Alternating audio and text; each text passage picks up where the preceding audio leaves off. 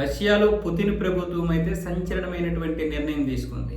YouTube, Facebook, WhatsApp, Insta అన్నీ కూడా నిషేధించారు. త్వరలోనే టెలిగ్రామ్ను కూడా నిషేధించడానికైతే అక్కడ పావులు కదుపుతున్నది ప్రభుత్వం. సో ఇలాంటి పరిస్థితుల్లో మళ్ళీ 90వ దశకంలో వాడినటువంటి వాకీ టాకీల్ని అప్పటికి సంబంధించినటువంటి మళ్ళీ టెక్నాలజీని అయితే రష్యా ప్రజలైతే వాడడానికి ముందుకు వస్తున్నారు. దానికి సంబంధించి పేజర్ల అమ్మకాలు 73% పెరిగాయంట. వాకీ టాకీల అమ్మకాలు 27%, పేపర్ మ్యాప్లు విక్రయాలు 3 రెట్లు పెరిగాయని, అలాగే స్మార్ట్ ఫోన్ల స్థానంలో ఇప్పుడు ఈ పాత తరం పరికరాల కంపెనీలకు లాభాలు కురుస్తున్నాయని కూడా అక్కడ నివేదికలు అయితే చెప్తున్నాయి.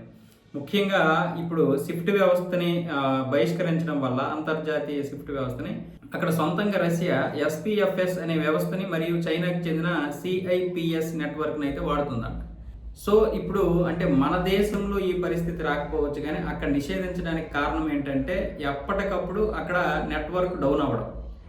రెండోది ముఖ్యంగా ఇవన్నీ కూడా అమెరికాకి చెందినటువంటి ఈ కంపెనీలు, సంస్థలు. సో అందుకే రష్యా ఏదైతే చెప్తుందో ఆ సంస్థలని లేదా ఆ వెబ్సైట్లను మాత్రమే ఉపయోగించాలని అక్కడ వైట్ లిస్ట్ ఒకటి ఏర్పాటు చేసింది. అందులో కొన్ని చైనాకి చెందినటువంటి యాప్లు కూడా ఉన్నాయి.